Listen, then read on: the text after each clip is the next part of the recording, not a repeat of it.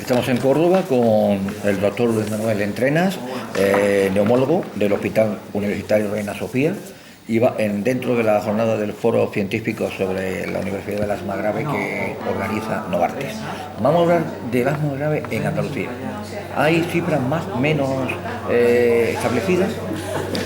Tenemos las cifras nacionales y las cifras nuestras no difieren. Nosotros digamos que tenemos el asma que nos corresponde por la situación en la que tenemos y nuestro asma grave, los datos que se aportaron a un estudio que recogió casi 37.000 pacientes de todas las consultas de neumología y alergia del país, la cifra en torno al 3,9 de esos pacientes. Bueno, podemos estimar que no difiere mucho de lo que dice la Guía Española del Asma, que lo pone en torno al 5% de todos los asmáticos.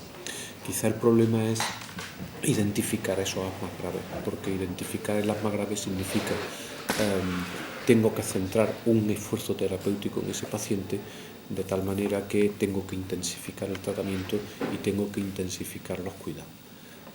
El asma grave supone que no solo el paciente puede tener unas manifestaciones clínicas llamativas, que es un poco lo primero que uno empieza a pensar, sino que también necesito unos niveles de tratamiento, unos niveles y unas dosis de medicación que me hacen que ese asma sea grave, aunque el paciente no tenga unas manifestaciones.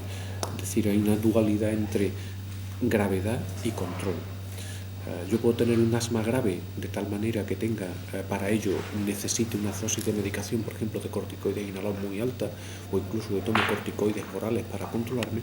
Sin embargo, tengo un asma con manifestaciones controladas, de tal forma que eso es a lo que hay que aspirar, a controlar los síntomas del asma grave. Como todas las patologías, el diagnóstico precoz es fundamental, pero en el caso al niño es más difícil de detectárselo. En el niño es un problema importante porque el niño tiene una desventaja con respecto a los adultos. En el niño todas las manifestaciones son clínicas y los niños traducen mal la clínica. A poco que el niño esté bien, el niño está corriendo, saltando. Entonces, en el niño no se puede medir la función pulmonar. A partir de los 6 años sí es posible hacer espirometría, estudios de función, pero es difícil, de tal manera que el diagnóstico pasa porque haya una sospecha alta. Y la sospecha alta a veces es difícil porque cuando uno trabaja en una unidad de asma y ve solo asmáticos, que a lo mejor es polarizar mucho el trabajo, pero realmente sí te das cuenta de la magnitud del problema. Mientras que hay sitios donde el asmático se diluye entre el resto de la patología respiratoria y, hombre, si yo tengo que ver pacientes con bronquitis crónica, pacientes con cáncer de pulmón y pacientes con apnea del sueño, entre asmáticos y de esos además sacar las más graves, a lo mejor no estoy tan concienciado. Luego el apostar por consultas monográficas de asma puede mejorar bastante el problema y el manejo de todo esto.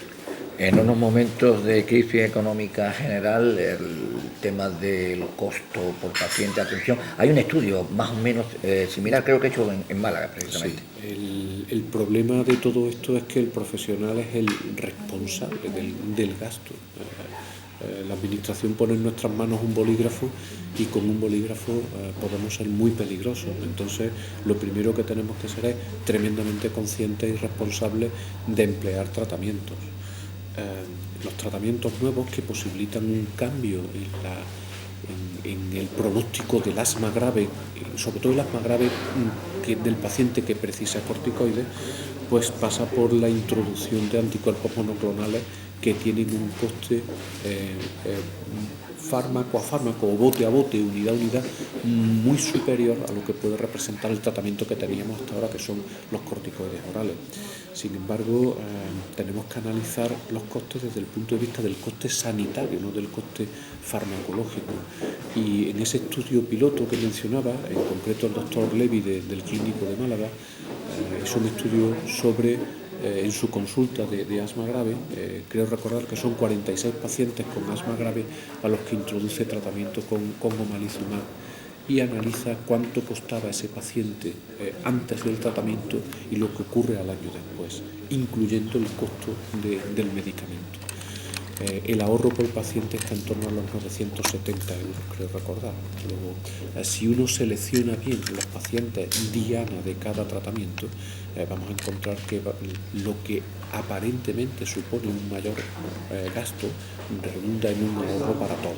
La factura del asma en 2007 tenemos datos en la Sociedad Española de Neumología, 3.022 millones de euros. No deja de ser un dinero curioso.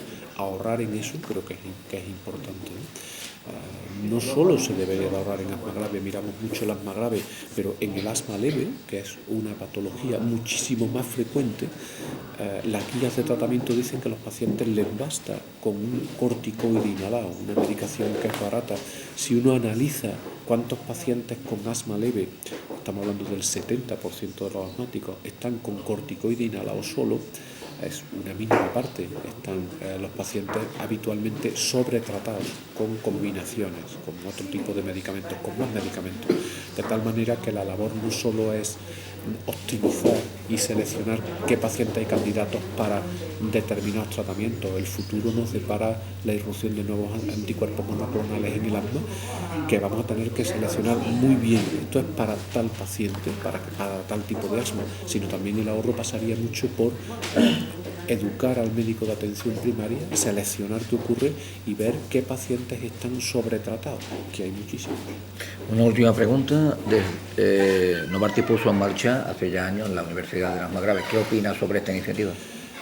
Todas las iniciativas que suponen un intercambio de opinión entre todos los profesionales implicados en el manejo del asma grave tienen que ser bienvenidas. Los médicos nos debemos de estar formando continuamente y todas estas aportaciones, tenemos dos figuras internacionales que van a venir a hablarnos de temas importantes, de fenotipos de asma, de manejo del asma grave. Creo que es una actualización impagable y hay que estar, todo lo que suponga foros de intercambio de opinión, neumólogos, alergólogos, pediatras, tienen que ser bienvenidos y de asistencia obligada. Pues al doctor Entena, gracias y a seguir investigando. Muchísimas gracias.